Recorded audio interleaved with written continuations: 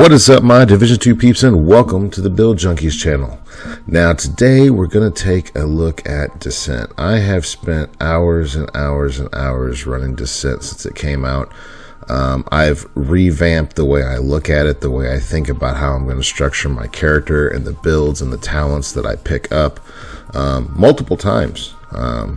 And I've come to the conclusion that there is several ways to run it. Now, it's going to depend on quite a few variables. One, are you running it solo? Are you running it with 2 people? Are you running it with 3 people? Are you running it with 4 people? All of these things come into a factor on how you're going to structure your build.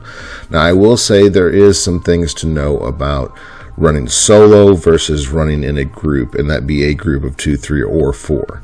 A little bit is different or changed depending on which one you were doing. Now, if you're running solo, I will say this: you want to be as tanky as you can possibly be, with the ability to stuff enemies and keep them in place, whether it be with shock traps, riot foam, or anything, any way that you can hinder their movement. Because once you get into the later rounds and the enemies really come out the door fast and hard and are really trying to get to you quickly, the ability to stop that is going to be a great benefit to you. Now, whether or not you run the Revive Hive as a secondary skill, or you stick with both skills being hindrance skills, that's entirely up to you. I don't run Descent very often in solo mode. I like to run it with someone else, but if it was me, I would probably have a Revive Hive just to give myself that second chance, because you're going to go down. I mean, the enemies get stupid strong in the later loops, especially when you're facing rogue agents. Rogue agents are an entirely different species inside Descent versus what they are in the open world. They're highly aggressive, way more aggressive than they are in the open world. They're very tanky compared to what they are in the open world, much more like hunters than rogues. And they just spawn skill after skill after skill after skill. It just never ends until you take them down. So a couple things to keep in mind when you're running up against rogues in the later loops. But getting back to the tips, tricks, and strategies, you will see in this particular run through in the background, I am running with one other person. Jaguar Bob tends to be the guy I run with most time. We don't have a lot of people that really like to spend a lot of time in Descent in our clan. It's kind of odd. We got a few here and there, but it's just not a mode that a lot of people have gotten into. I, on the other hand, have really enjoyed it. It's almost like having a new game for me. So, but anyway, on a 2-man run, your talents, in my opinion, can go either way. We've tried to do the healer person, you know, the guy that can do damage but also can heal, and it doesn't play into a great factor, in my opinion, in a 2-person run. You're trading a lot of your yellow talents and also one of your blues is for safeguard, in order to stack as much healing as you can on your character, and then in the end,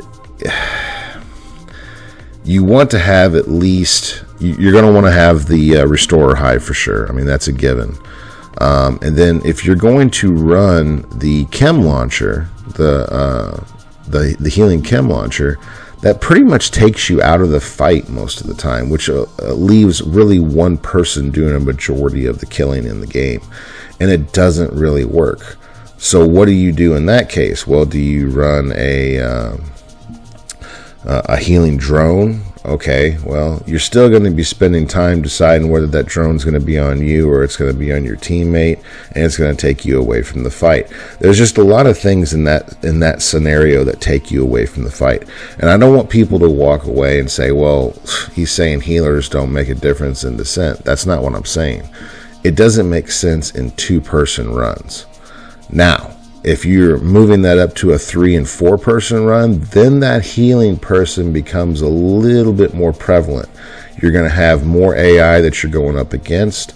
You have more damage being put down range by the extra people in your party, so that healer position in a descent run with multiple people outside of 2 does become more prevalent, and I would say it is a necessity for sure.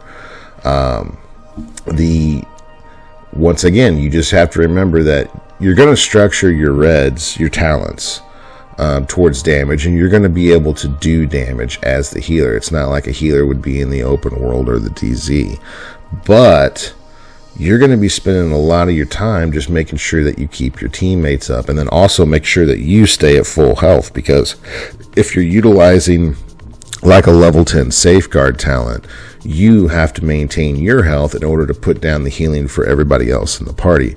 So you're going to have to position yourself in cover. You're going to have to try to make sure that you stay fully armored as much as you possibly can, which, if anybody that has run Descent knows, is very hard to do on some of the rooms, especially inside the DARPA lab, and also sometimes in the bunker and the White House as well. It's very, very hard to put yourself into a position where you can't get shot, or you can't have a grenade thrown on you, or you don't have a drone dropping bombs on you, or something is going on. So it's very important that you realize and utilize your surroundings in the game. But going back to talents, so I'm going to structure the rest of this video more along the lines of running this in a party and not solo. Solo is really going to depend on your play style more than anything. Are you a run and gunner? Are you a shoot from cover person? What skills do you like to use? Do you even like to use skills? Blah, blah, blah, blah, blah. I'll let you guys decide that on your own. I've given you kind of an overtake of what I think of it, but really, I think Descent was made to be played with other people. So that's what we're going to stick to for the rest of the video. So, what kind of talent selections do I recommend that you use? So, let's start off with exotics. I think the most overpowered exotic talent in Descent is Bullet Hell. Giving you the ability to not have to reload and use shotguns, as well as LMGs, assault rifles, SMGs, so forth. But especially the shotguns makes Bullet Hell one of the best exotic talents to chase after. So you're going to have, especially once you beat Nemesis and you get into the later loops, you're going to have multiple opportunities to change your exotics around. I highly recommend that you put Bullet Hell on your build no matter what you're doing. It really does help you. And not only that, but it tends to give you, well, not tends, but it gives you back some of your ammo depending on how many shots you land. But let's face it, folks, you got to be somewhat accurate and land your shots. But there is a talent that can help you with that as well, and that is called Lucky Shot. So if you manage to get Lucky Shot up to level 10, which is maxed out, now whenever you're in cover and you're shooting and you're not hitting something, you're not losing your bullets. So if you match a level 10 Lucky Shot with a Bullet Hell exotic talent, you now have the ability to shoot from cover, and the only time you're going to lose ammo is when you're hitting the enemy, and that is a big thing. So I highly, highly recommend Lucky Shot as one of your yellow talents that you run, and definitely don't sleep on it. Put some choices into that. Get that thing maxed out. Get it up to level 10, because you're going to realize it's almost like having a cheat mode once you're in the later rounds of the game. So, going back to the reds. Now, the reds can be iffy. What is the most OP red that we have the ability to use in Descent? Without a doubt, it's Unhinged. But there's a huge downside to Unhinged, and that is the more you stack into Unhinged, the more you have to stack into talents like Braced and Steady-Handed to counteract that wild recoil on your weapons. And let's be honest, I've tested it myself. really it doesn't make sense to go anywhere past level 6 on Unhinged. Once you get up to 7, 8, 9, and 10 on Unhinged, even the steady-handed and the braced is not going to help you that much, and you're going to be all over the place. And then let's also face it, in the later loops, you're going to have to get up and move. You're going to have to shoot from outside of cover, so that eliminates braced altogether, which once you eliminate braced and you're strictly dependent on steady-handed, you're going to lose the ability to land your shots. And you're also losing the ability to save your ammo if you have lucky shot stacked into. So if you're going to use Unhinged, my opinion is don't go past level 6. Make sure you've got plenty of braced and plenty of steady-handed. And then also, I can't remember what the name of the yellow talent is, but basically just basic weapon handling. Make sure you have a lot stacked into that if you're going to use Unhinged. And that's just because the... sorry, my dog's making noise in the background on me. Scared the hell out of me. That's what you get when you're making videos at home. Anyway, but going back to what I'm saying, level 6 on Unhinged, that's where you're going to be wanting to stop. Anything past that, yeah, the damage is great, but the amount of weapon handling that you lose is too much. I, on the other hand, lately, in the last probably week or so, have started not using Unhinged at all. And I know there's going to be people out there just going, oh, how can you not use Unhinged? The power is just too great. Well, let's stop and look at it. Going back to the exotic talents, I said, bullet hell being probably the best one in the game. The other two, the second one that's going to be number 2 on the spot for sure is going to be Plague of the Outcasts. You want to be able to transfer that damage and let it keep ticking while you sit in cover for sure. It is an OP skill. And when you use it with a shotgun or an SMG or assault rifle that has a lot of Allegro on it or RPMs, the ability to stack it quickly and then just sit back and let it kill the enemy is a no-brainer. You're going to want that for sure. So number 2 being Plague of the Outcast, definitely recommend that one. Now the third one can be several different things. If you want raw damage, you could do Breathe Free, which is the Lady Death talent. You don't have to be outside of cover and move to stack on Breathe Free. You can just go back and forth while in cover and still stack your Breathe Free talent, in case you didn't know that. But it is kind of a pain in the butt. I mean, let's be honest. You have to constantly keep moving in order to keep stacking that weapon damage. So if it's something that you don't mind doing or that you're used to doing, hey, Breathe Free is a great talent to use. Agonizing Bite, which is the Diamondback talent. I tend to use that one more than anything, and the reason why is because I tend to like to use Obliterate as one of my red talents. Now, for those of you that don't know, Obliterate and Vigilance are your 2 multiplicative stacking talents. So having them on your build is going to stack a lot more damage than what would be like a Composure or other forms. So I tend to want something that's going to give me the ability to crit. I will get further into the critting scenario here in a minute, but with the Diamondback talent, as long as you hit your tagged enemy, you're going to crit for the next so many seconds when you're firing, which means you're able to stack your Obliterate, and which also means your Obliterate is stacking your raw weapon damage. Because at the end of the day, it always comes back to the raw weapon damage in Descent. How much raw weapon damage can you stack, especially if you're using Plague of the Outcast, because that is what determines how hard your Plague tick at, which is the raw weapon damage. So keep that in mind when you're building out your builds. Now, going back to the talents,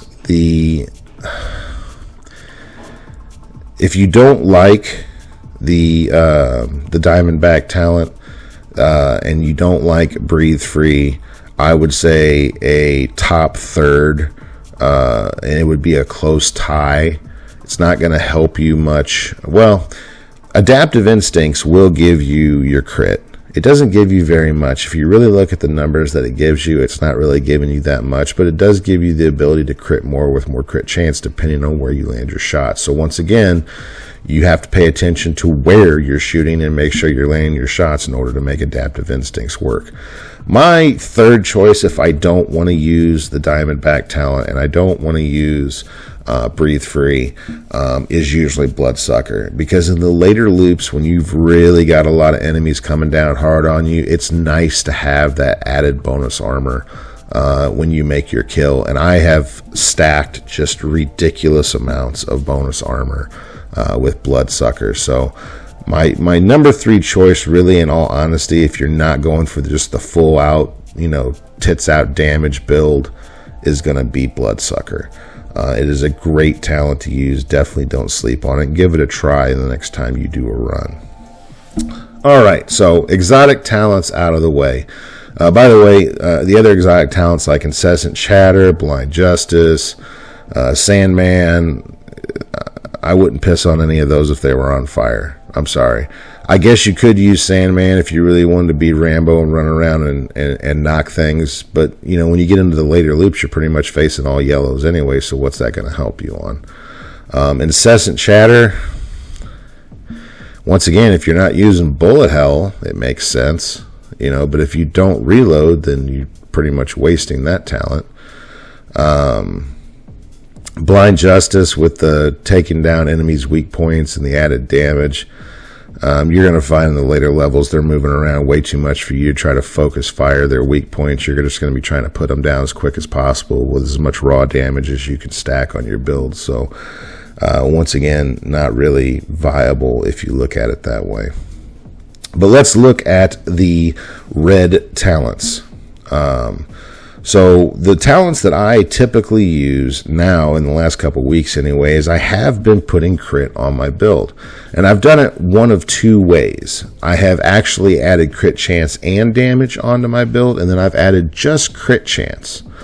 And the reason why with the just crit chance is Obliterate. I didn't want to put the Diamondback talent. I wanted to use Bloodsucker on my build, but I still wanted to crit enough to stack my Obliterate as quickly as possible, so I ran Surgical, which is the talent that you use to stack crit hit chance on your build, and I stacked it up to 10, meaning that I was critting a lot with my weapons, and I didn't have to worry about having the Diamondback or the Adaptive Instinct talent in order to get enough crits to stack my Obliterate. And it worked out very well. I had no real issues with it. Forgive me if I cough every once in a while, folks, but I did have COVID last week, and for the 4th time, and that new strain has taken a while to get the cough out of my system. But going back to the crit, it was very nice, worked out very well, just having that extra ability to crit. Now, and let's be honest, even if you don't have a bunch of crit damage stacked on your build, whenever you're critting, you're doing more damage.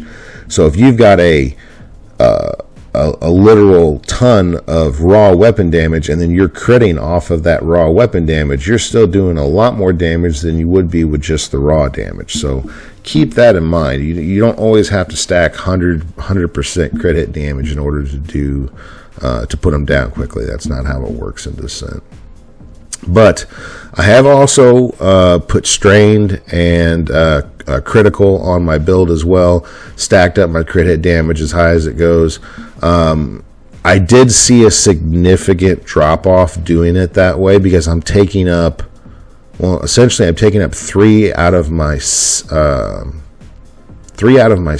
red slots just for crit, which hinders my raw weapon damage, which hinders my Plague of the Outcasts.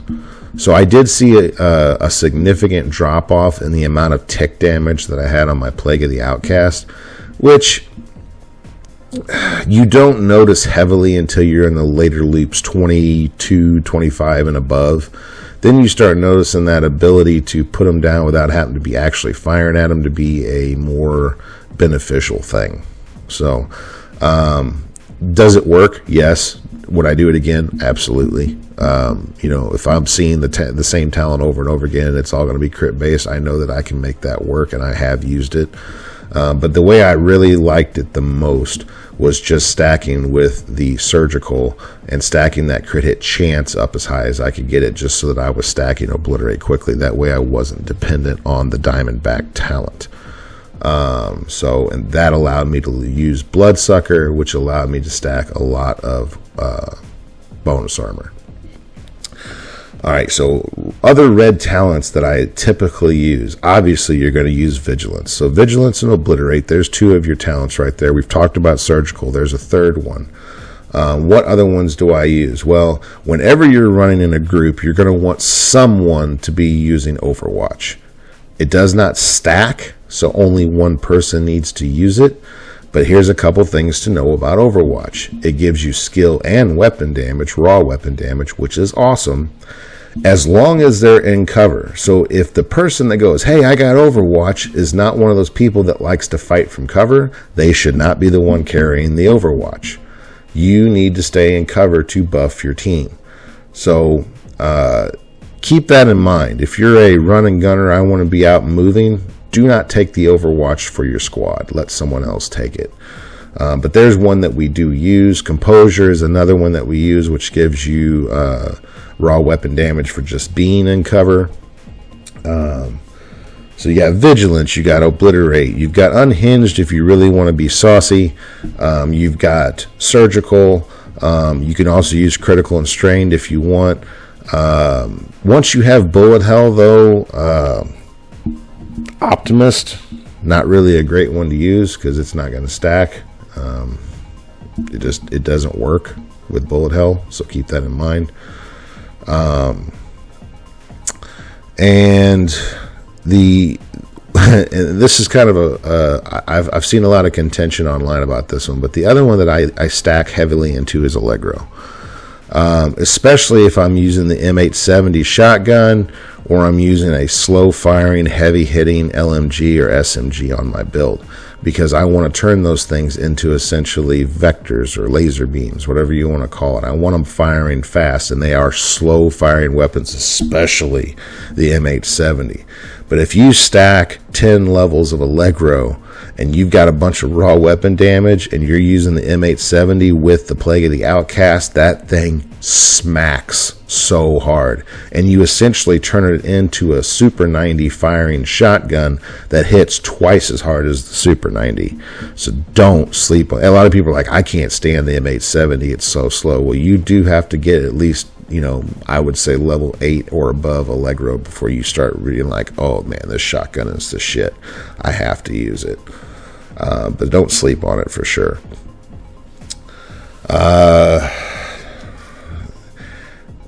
trying to think if there's anything else on the reds that I do typically use.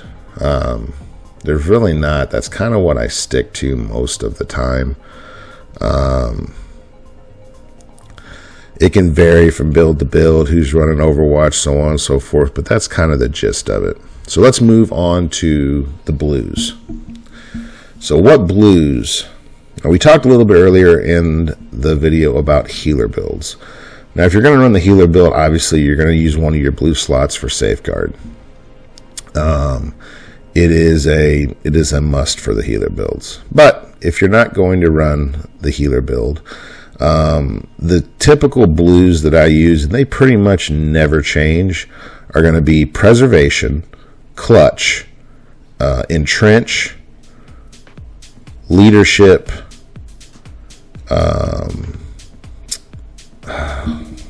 so Preservation, Clutch, Entrench, Leadership. I'm missing two.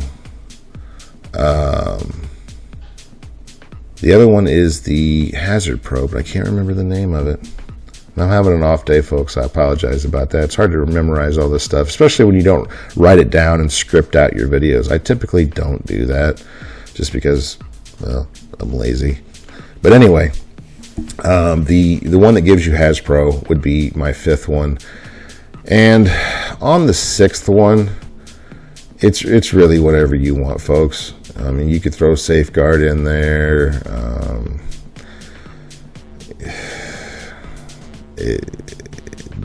it comes to a point with the blues and yellows where once you get up to around the 4th or 5th talent, depending on how you structure your build, it really doesn't matter what you have in there. But those talents that I said there, clutch, preservation, leadership, entrenched, the has pro, all of those come into play with your survivability in the later loops. Your ability to regain your armor as quickly as possible, as well as possibly dole out bonus armor with your build. Now, the other ones that you could use are the 2 shield ones, protector, and I can't remember the other one. If you're going to run with a shield, I can tell you right now, you're not going to get very far with a Crusader shield in Descent. I don't care if you've got that thing stacked all the way up to level 6 on your skill tier, which, by the way, Descent is not the same as the open world. You have to have 6 tiers on your yellow in order to have a 6-tier shield. The blues do not play into your shield like they do in the open world in Descent. So keep that in mind if you're one of those guys that's going to run a shield. But if you're going to run a shield, you've got your red set towards raw weapon damage. I would highly recommend the Desceros or the Magnum as your pistol and use a Bulwark shield. Stack your Allegro, use those 2 heavy hitting pistols, and then use the Bulwark shield. Now, even with the Bulwark shield at level 6, I could tell you something right now, you're going to notice that shield ain't going to last very long, folks. I did get saucy one time and try to use the deflector shield. That was a horrible idea. I highly don't recommend doing that in Descent. There's just too much stuff going on around you 360 degrees for you to use that. And the other thing that I found out using shield builds is I would still stay in cover. Like, there's 3 waves. In the later loops, you're going to have 3 waves of enemies. I would still be sitting in cover for the first 2 waves. And the only time I jumped out and used that shield was when I was finishing off the last wave. So in reality, the only thing I was using that shield for was to try to speed up the last wave of each room. So, because it's just not strong enough to be sitting out there and just taking a butt ton of damage. You're never going to get it that strong in Descent. So keep that in mind. It does come in handy, especially if you get them, encroaching in on you. I can tell you right now, rogue agents will wipe your shield so fast it was like you didn't even have it, so keep that in mind as well. But going back to the blue talents, you could use the 2 talents that are based around the protector and the other one that's based around the shield if you're going to have a shield in your build. But that's pretty much it for blues. Basically, you're trying to stack as much return to your armor as you can, or as much bonus armor both for you and your team as you can. That's the whole idea behind the blue side. Yellows. Let's talk about yellows. Yellows, on the other hand, can be a little different. Yellows are going to really highly depend on how you're structuring your build. I tend to like, right now, as far as my skills go, I like to have in the later loops, I like to have the assault turret as one of my skills and a revive hive as my second. You could run a striker drone there, but I found you're going to go down. I mean, that's the whole point. The whole point of Descent is for the enemies to keep coming at you harder and faster until you die. So knowing that, I think having the revive hive is more beneficial than the striker drone, and here's one of the reasons why. The striker drone and the turret in Descent are very, very weak. And I don't mean weak as in damage. You can stack a lot of damage on them, but they're weak in their armor. And there's really no way to change that. You can't mod out your skills. So they're not going to take a lot of damage. And the amount of damage that the enemies put down in the later loops, if they can easily get to or shoot at your skills, it's not going to last long. And let's be honest, with the drone chasing the guy around, all he's going to do is turn around and shoot it out of the air. So I found that my skills were not staying up as long. As you can see here, right behind us in the video, I have my turret up as high as I can because it's not taking as much damage as it would if it was sitting on the ground. And let's be honest, those chungas, they will come out and focus on those turrets. If they can climb up and get to those turrets, they will get up there and stomp the living piss out of them quicker than you can say chunga. So, what I found was running the Revive Hive with my assault turret gave me added damage from the assault turret. The assault turret typically lasts longer than the striker drone, and then I still had the survivability from the Revive Hive. So this is totally suggestive. You can run whatever skills you want, but this is typically the loadout that I run when I'm playing, is I have, in the later loops especially, I have the Revive Hive and the turret. Now, that being said, what yellow talents am I going to pick? Well, destructive for sure. I'm going to stack weapon damage through destructive, and tech support for sure. I'm going to stack weapon damage through tech support. Now, one of the red talents, shit, can't think of the, one of the red talents you could put on your build, every time your skills do damage, you get weapon damage. I can't remember the name of it. I want to say it was Spike, but I think Spike is the yellow one. I could be wrong there, folks. Someone can correct me in the comments on that one. But one of the yellow talents you could get is the one where if you land headshots, you stack weapon damage. So you could do tech support, you could do destructive, you could do that particular talent, which I think is Spike. And then you could just sit back and let your turret just gnaw the living hell out of everything. I typically run shotguns in my build, so another one that I usually have on is opportunistic.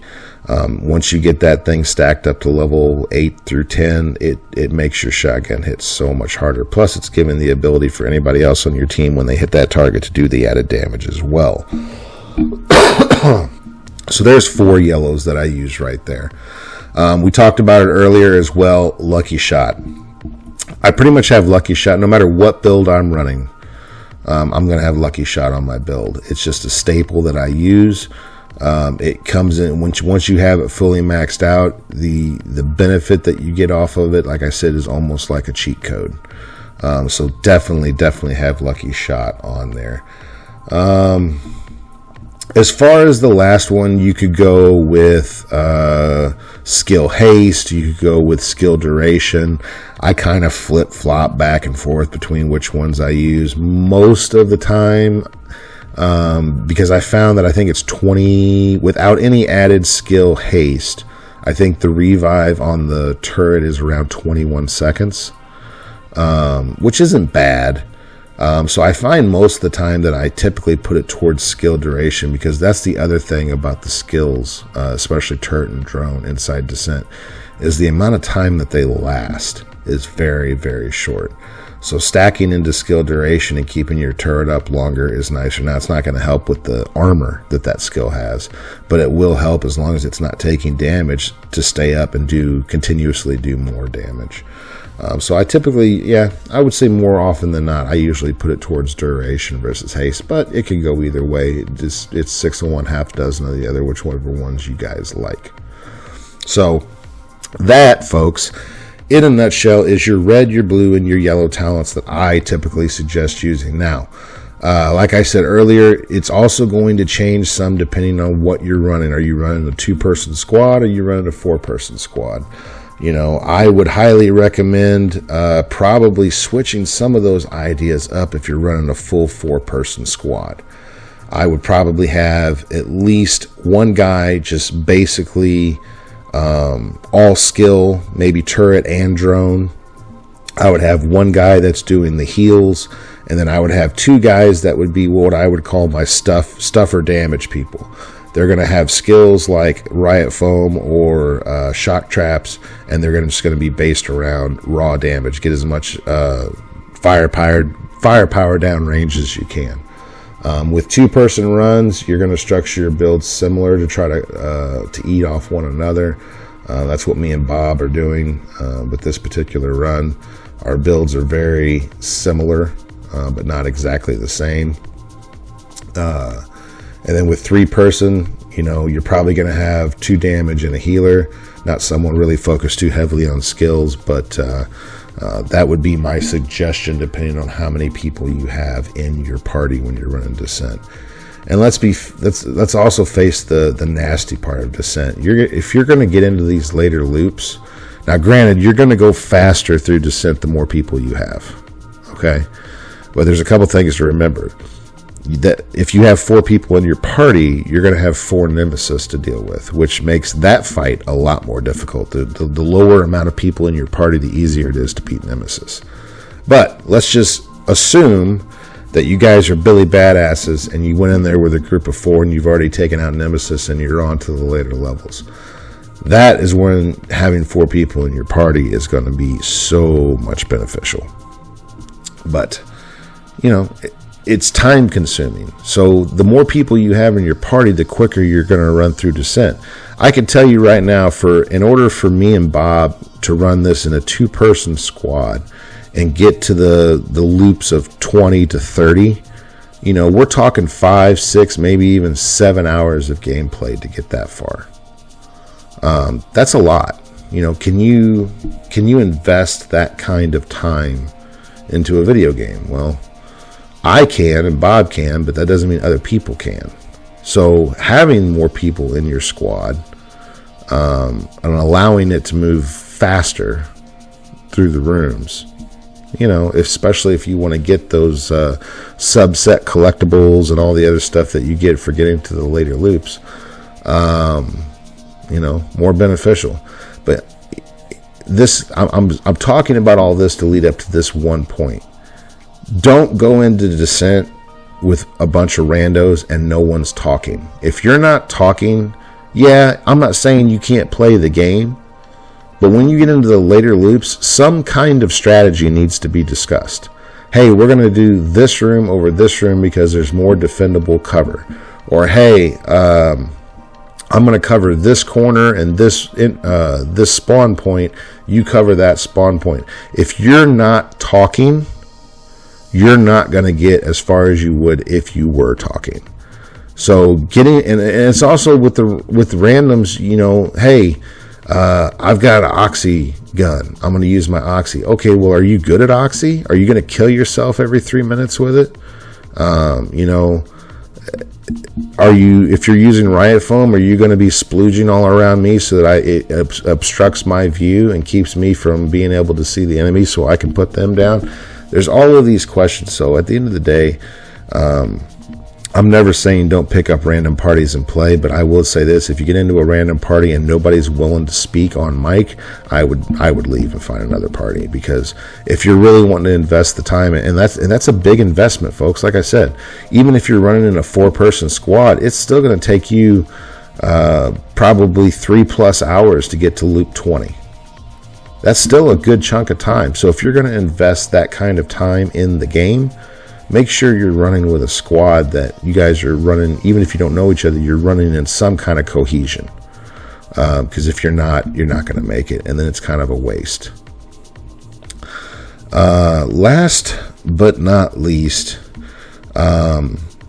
certain rooms that we tend to, or certain rooms, this is going to lend more towards the tips and tricks side.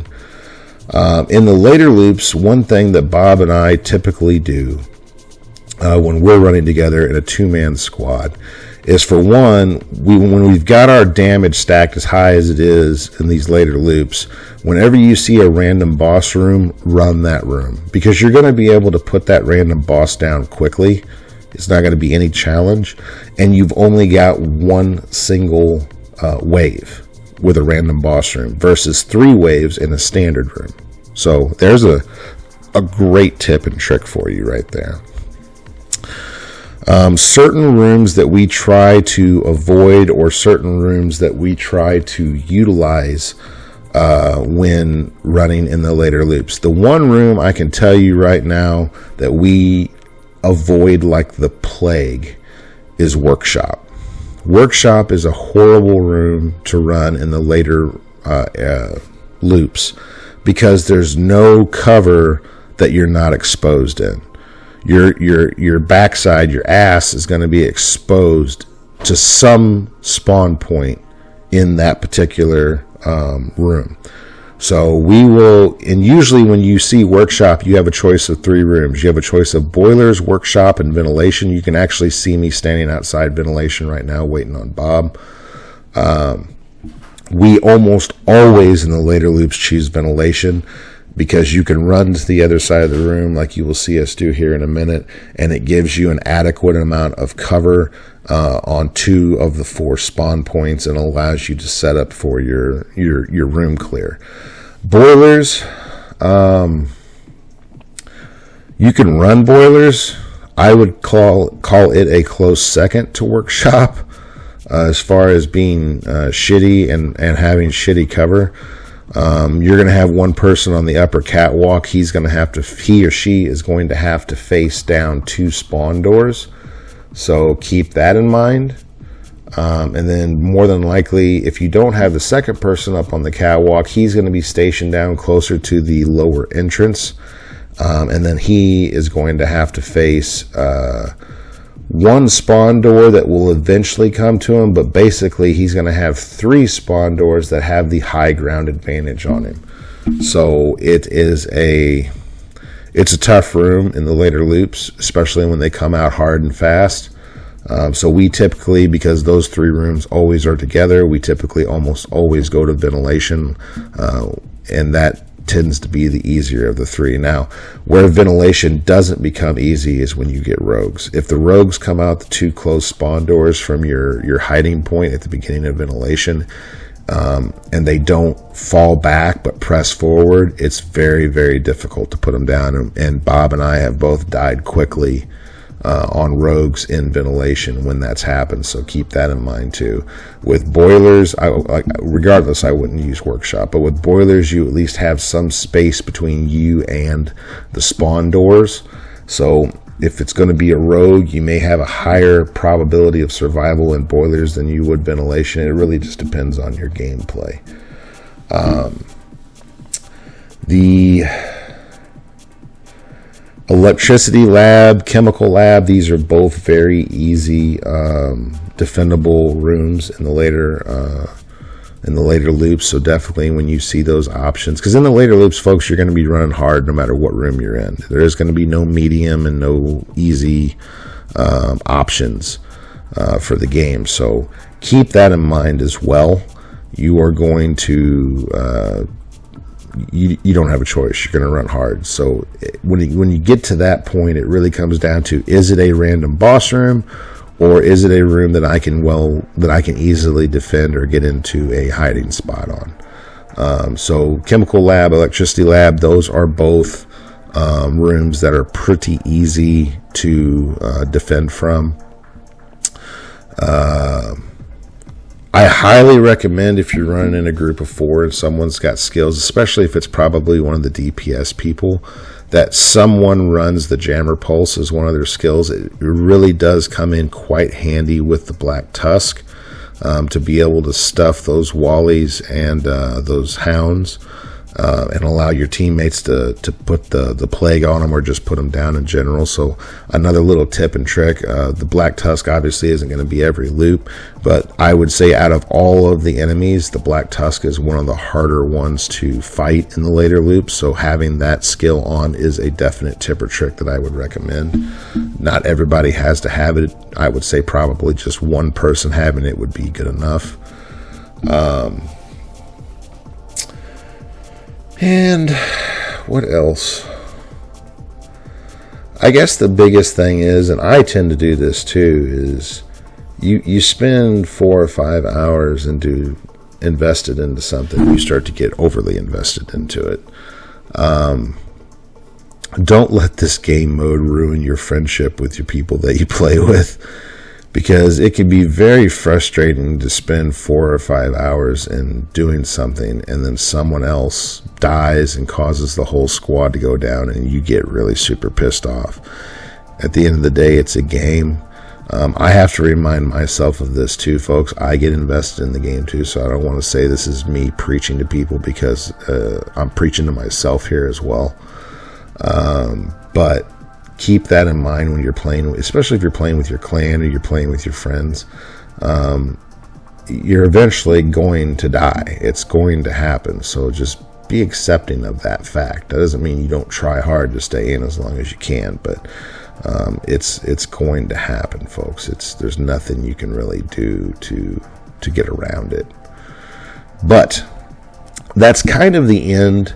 I don't really have any more tips and tricks or strategies for you guys to follow here.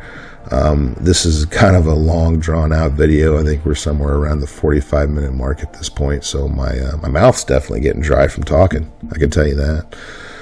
But as always, please like, subscribe, ring that bell for notifications on future videos. We do appreciate you guys stopping by, checking out our content. Feel free to stop by any of our other forms of social media. The links for those will be in the description of this video below. We hope you guys are having a safe, wonderful, awesome day, and we will see you guys again in the next video.